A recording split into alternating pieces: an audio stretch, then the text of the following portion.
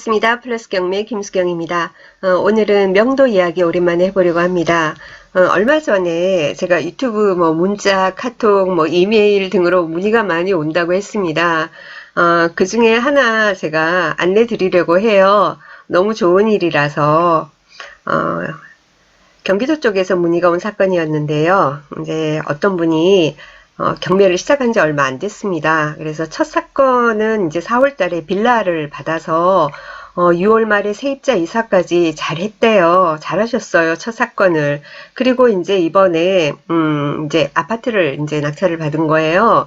제가 지난 그 영상에 보통 이제 그 20, 30평대 아파트는 시세 대비해서 10% 안팎에서, 그죠? 선호도에 따라서 10% 안팎에서 낙찰이 되며 이러이러한 점을 고려해서 플러스 마이너스 이런 식으로 해서 생각을 해보시면 됩니다. 라는 그런 영상을 올린 적이 있습니다. 근데 그분께서 보셨나 봐요. 그래서 소장님 말씀하신 대로 10%에서 결정난다는 큰 가르침을 받고, 큰 건 아닌데, 낙찰 성공 2등과 12만원 차이로 했습니다.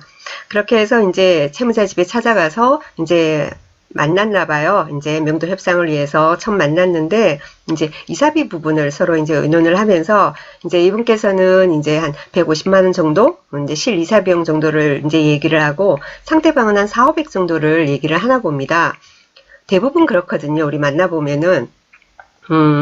그래서, 본인도 잘해드리긴 어떻게 그런데 해야 될지 모르겠다. 아이도 이제 사춘기 아이도 있는 것 같은데 어떤 방향으로 가면 좋을까요? 이렇게 시간 나실 때 좋은 부탁드립니다. 이렇게 이제 문자가 왔었거든요. 그래서 제가 답변을 보낸 내용입니다. 두 번째 낙찰 축하드립니다. 첫 번째 명도가 순조롭게 진행이 되었군요. 이번 두 번째 케이스 채무자의 반응이 늘 일어나는 케이스에 해당합니다. 저는 해당 평균 실이사 비용과 미납 관리비 선에서 늘 정리를 하고 있습니다. 인도명령 신청 등 법적 절차는 반드시 병행하시고요.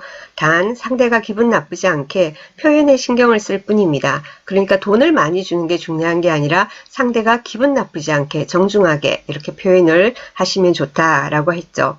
선생님 마음이 편하신 쪽으로 선택을 하셔야겠지요. 사춘기와의 신경이 쓰이신다니 마음이 따뜻한 분이시군요. 원만히 해결되시길 바랍니다.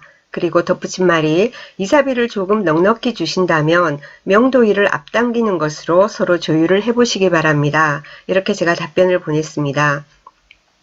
그리고 이제 몇 번 저하고 이제 인사말이 오가고 몇 번 그러고 나서 다시 연락이 왔어요. 며칠 전에. 그저께 오늘 제가 이렇게 영상 찍는 날이 수요일 저녁이거든요. 월요일 날 문자가 왔어요. 그래서 안녕하세요 소장님, 지난번 문자 드린 누구누구입니다. 소장님 좋은 대로 제 마음이 편해지는 쪽으로 명도를 진행했습니다. 이사비 200만원에 그래서 아이 학비에 이제 쓰시라고 100만원 정도 더 드린다고 하셨다고 합니다. 그랬더니 감사하다고 하시며 2일날 이사 가신다고 하네요. 그래서 계약한 부동산 사장님과 통화 확인하고 잘하셨어요.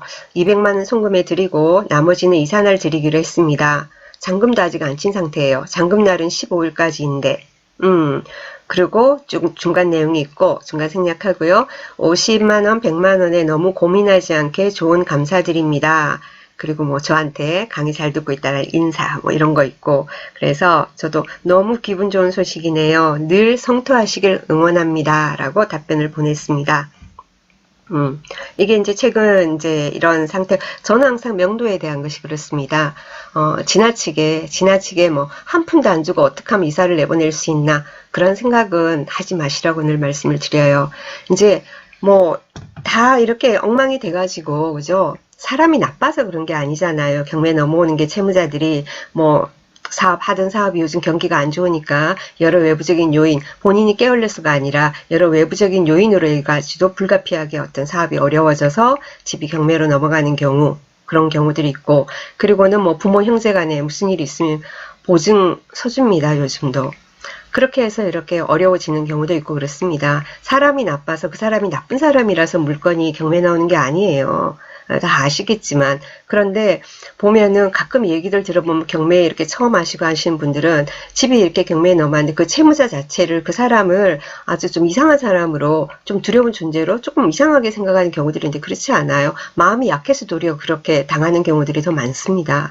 그래서 어떤 내 조건을 제시를 할 때 조건은 정확하게 이제 표현은 하지만 어투를 조금 이렇게 부드럽고 정중하게 젠틀맨은 레이지, 아니, 레이디스 앤 젠틀맨인가요? 예, 그렇게 매너 좋은 우리, 이렇게 명도인이, 경매인이 됐으면 좋겠다라는 게 제 생각입니다. 저도 최근에 지금 이제 연거푸 낙찰들을 받아가면서, 제가 돈이 많아서 막 제 거 받는 게 아니라, 이제 의뢰받아서 의뢰인들 거 받아들이면서 이제 명도를 막 진행을 하고 있지 않습니까? 비슷한 시기에 막 이렇게 낙찰받은 사건들도 보면은, 어떤 거는 쉽게 해결이 되고, 어떤 거는 답도 없고 그렇습니다. 저는 이제 낙찰을 받으면은, 낙찰 딱 받으면은 바로 명도 안내문이 아니고 경매 진행에 대한 안내문을 보내드립니다. 그 내용이 여러분 보고 계시는 화면입니다. 구질구질하게 하지는 않아요.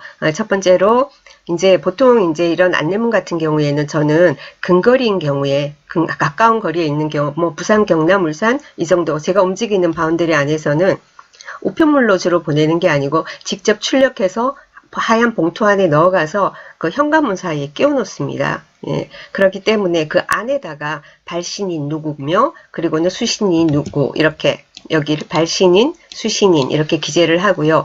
위 발신인은 아래 내용을 수신인인 귀하께 알려드립니다. 그러고요. 먼저 형식적이나마 귀하의 건강을 기원드립니다. 무슨 법원, 지원이면 지원, 아닌 본원, 그리고 사건 번호 쓰시고 경매 사건 관련하여 진행 상황 알려드립니다. 그리고 날짜 쓰는 거죠. 2019년 언제 발신에 의하여 낙찰되었습니다. 그리고 낙찰 금액도 알려드립니다. 채무자들 같은 경우에 경매 진행될 때 어떤 분은 본인의 물건이 얼마에 낙찰되는지 법원 와서 가만히 지켜보는 사람도 있지만 아예 어차피 당한 일 그러고는 거의 체념하고 입찰도 신경 안 쓰고 오지도 않아서 얼마에 낙찰된지도 모르는 사람도 굉장히 많습니다. 그래서 낙찰 금액도 저는 알려드립니다. 그리고 발신인 본인은 몇 월 며칠경 잔금 납부와 소유권 이전 예정입니다. 일반 매매가 아닌 경매라는 특수성으로 인해 잔금 납부, 소유권 이전과 동시에 부동산 인도명령 신청을 법원에 할 예정입니다.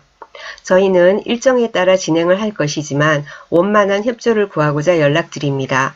본인은 법적 절차보다 미납 관리비와 소정의 이사 비용을 드리고 본건을 마무리하고 싶습니다.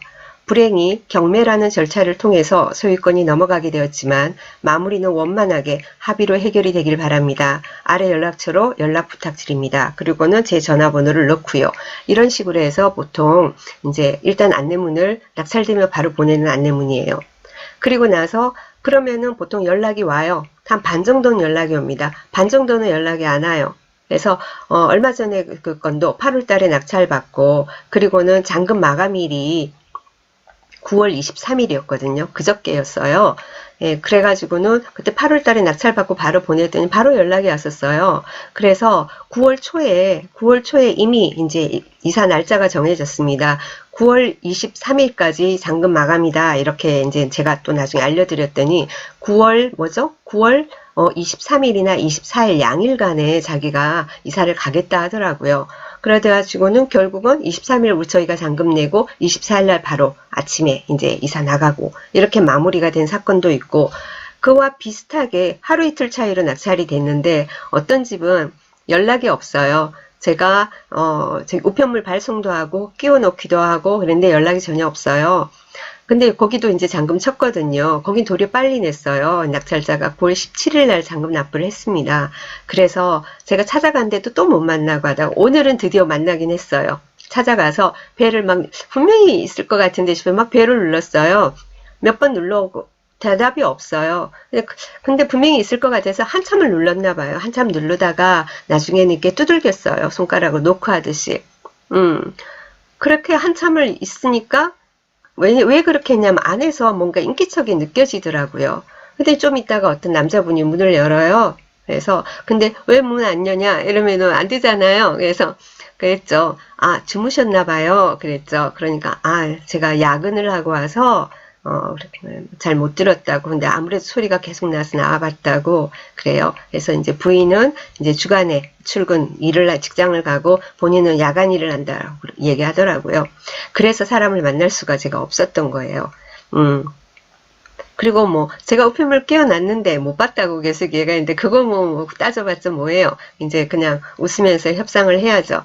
예, 그래서 오늘부터 이제 협상을 시작했기 때문에 그거는 이제 몇 번 이제 문자도 주고받고 대화를 통해서 풀어나갈 생각입니다. 그래서 보통 보면은 이렇게 명도비 막 책정을 하는데 정말로 조금만 주고자 막 이렇게 노력하는 그런 경우들이 있는데 그렇게 다 실패해서 가시는 분들, 우리가 집 구하라고 보증금을 해줄 수는 없는 거 아닙니까? 하지만 그거는 어떻게 하더라도 본인 본가로 가건 동생 형제 쪽에 신세를 지건 어떻게 하건 그건 본인이 이제 하더라도 이거 짐 옮기는 비용, 이사 비용, 그리고는 관리비 밀린 거 이 정도는 저희가 책임지겠습니다. 이렇게 하면은 명도가 한층 수월하게 진행이 됩니다. 조금 그거 아껴보려고 예를 들면 관리비가 벌써 한 돈 100만 원 밀려 있는데 앞으로 더 나올 건데 그럼 100몇십만 원 되는데 100만 원 줄 테니까 이사 나가라, 관리비도 네가 다 내라, 이런 식으로 돼서는 협상이 안 되는 거예요. 그러면 시간만 막 끌고 서로 간에 감정 상하고 자칫 잘못하면 정말로 그 사람들이 이렇게 뭐라고 그러죠? 이렇게 쥐도 계속 이렇게 몰리다 보면 이렇게 돌아서서 고양이를 문다 이러잖아요. 예, 그런 것처럼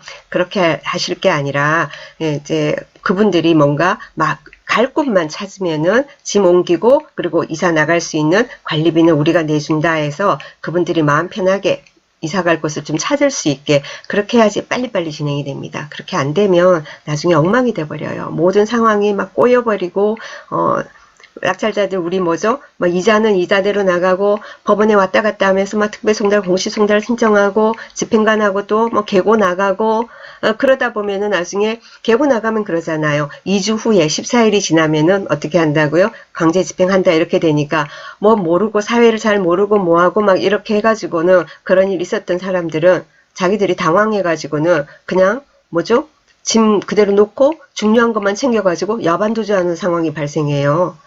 돈은 안 주겠다고 그래. 자기는 보니까 관리비 정산만 하려도 100몇십만 원 들고 짐을 옮기려면 그것도 돈 100만 원 드는데 한 2, 300만 원 돈이 있어야 되는데 낙찰자는 100만 원밖에 못 주겠다고 그러고 며칠 있으면 강제 집행한다고 그러고 온 동네 의사잖아요. 그렇지 않습니까?